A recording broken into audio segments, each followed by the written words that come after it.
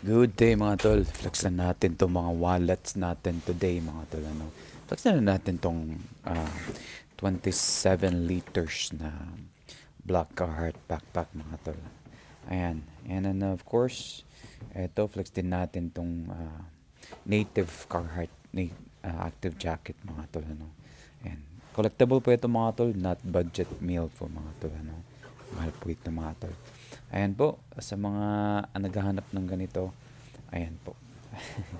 Flexan natin ulit, ayan. And then of course, tuloy tayo, flex natin itong backpack natin mga tol. Ayan. Laman nito mga tol, titignan natin kung ano lang laman nito, maya maya Ayan, of course.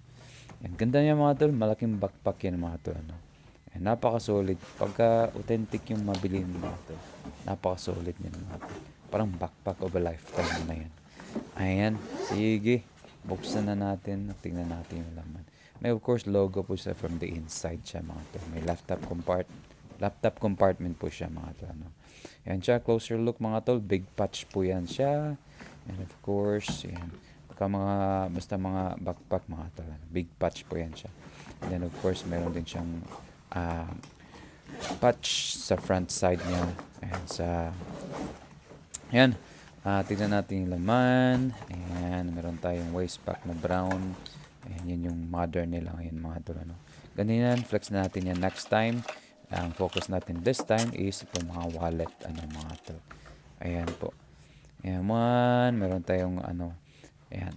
Mga authentic genuine leather to sila mga tol. And of course, Carhartt. Alam niyo naman, pag Carhartt, napaka-matibay yan mga tol. And flex natin, ito trifold wallet mga tol. Yan yung loob niya. And then, yan yung likod niya. Ayan po. And then, yan yung loob niya. Ayan po mga tol. May dalawang compartment din po siya.